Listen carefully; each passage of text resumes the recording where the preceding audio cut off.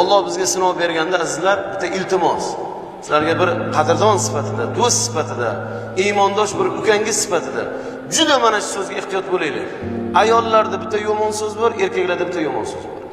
Ayollardagi eng yomon oxiratini kuydirib yuboradigan bitta yomon so'z nima bilasizmi? Erinlarni malik bo'ldi.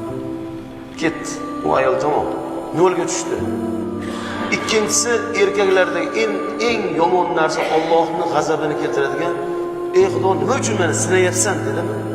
Erkakdan chiqadi bu narsa. Nimaga menga kelib mengami, falonchigami, akamga emas, ukamga, nimaga menga hamma og'irlik menga oilada? Nimaga menga hamma menga nima qiladi? Meni kim?